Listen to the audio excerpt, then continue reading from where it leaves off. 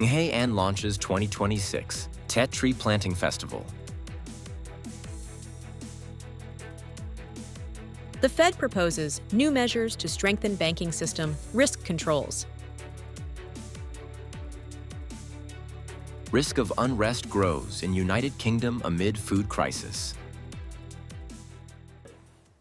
Hello everyone, you're watching today's news on NTV channel. My name is Đăng. Let's get started. Amid the joyful atmosphere of the Lunar New Year's, Nghệ An province on Tuesday launched the 2026 Tet Tree Planting Festival at Bình Square in Calo Ward. Speaking at the launch ceremony, Vice Chairman of the Provincial People's Committee Nguyen Van Day stressed that Nghệ An considers forest protection and tree development a key pillar of its green growth and sustainable development strategy. The 2026 Tet Tree Planting Festival not only marks the start of this year's province-wide tree planting campaign, but also offers officials and residents an opportunity to honor President Ho Chi Minh through concrete actions. Planting more trees, expanding green spaces and safeguarding forests. Following the ceremony, delegates planted 500 coconut trees along the eastern section of Bin Minh Boulevard, creating a distinctive coastal landscape while improving ecological conditions, increasing green coverage and contributing to climate change adaptation.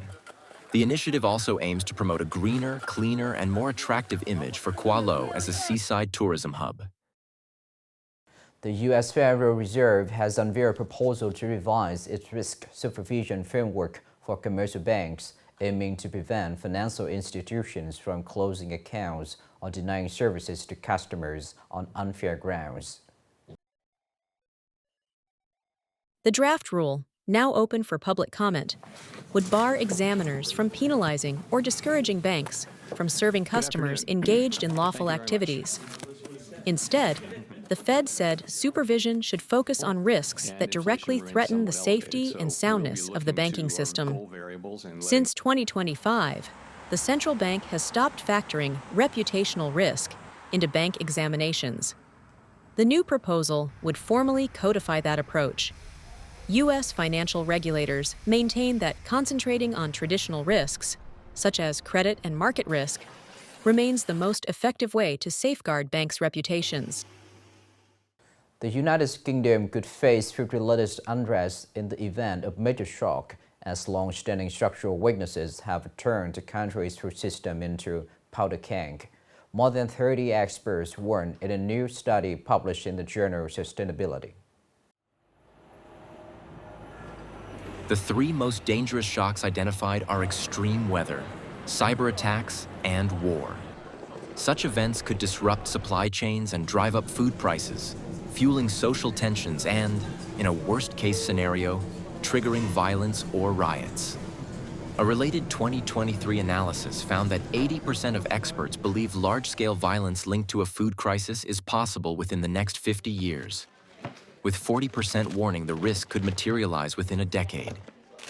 One scenario examined projected more than 30,000 people injured in protests or food-related unrest in a single year.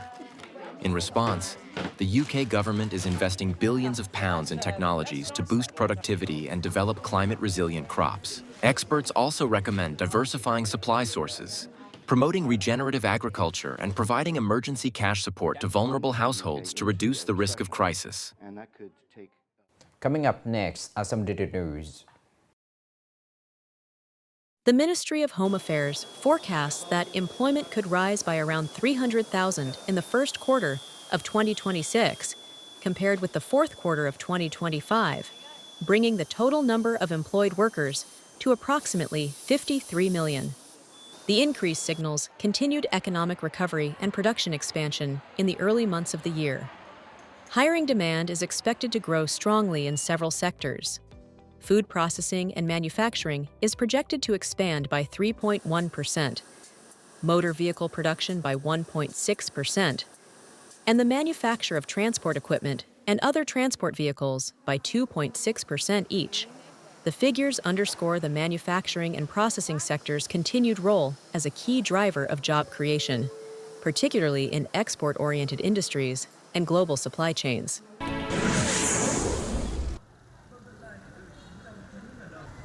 Gold and silver markets have gathered momentum early this week as the day of the God of Wealth, February 26, 2026, the 10th day of the first lunar month, approaches.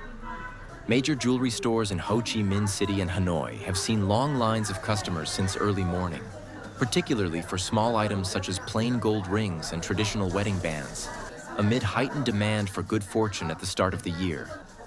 Domestic gold prices have remained elevated compared to post-Tet levels, with SJC gold bars and 9999 products listed at around VND 181.6, 184.6 million per tile, fluctuating in line with sharp movements in global markets. Silver prices have also edged up, attracting buyers seeking a lower-cost option that still carries symbolic significance for prosperity in the Lunar New Year.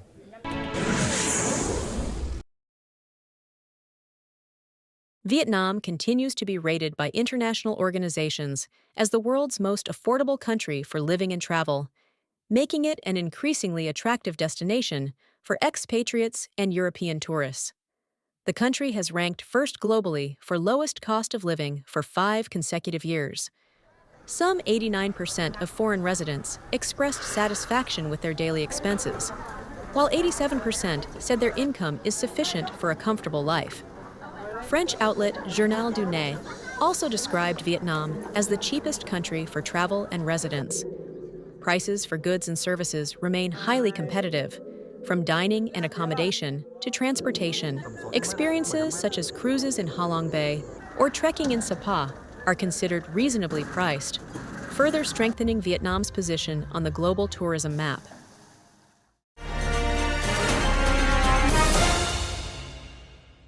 In Nghệ An, preparations for the election of deputies to the 16th National Assembly and People's Councils at all levels for the 2026-2031 term are being accelerated, in line with the established timeline. Despite challenges following the implementation of the two-tier local government model, election steering committees and commissions at all levels in Nghệ An have strengthened leadership to ensure the election stays on schedule and meets quality requirements. Authorities are working to complete key tasks shortly after the Lunar New Year. Despite challenges following the implementation of the two-tier local government model, election steering committees and commissions at all levels in Nghệ An have strengthened leadership to ensure the election stays on schedule and meets quality requirements. Authorities are working to complete key tasks shortly after the Lunar New Year. Under regulations, no later than 16 days before Election Day, February 27, 2026, polling teams must post the official list of National Assembly and People's Council candidates. At least 13 days before the vote, March 2, 2026, election materials and ballots must be distributed. Complaints and denunciations related to candidates must be resolved no later than March 5, 2026, while voter list adjustments must be finalized by March 10, 2026. To safeguard the confidentiality of candidates' summarized biographies, official directives have been issued.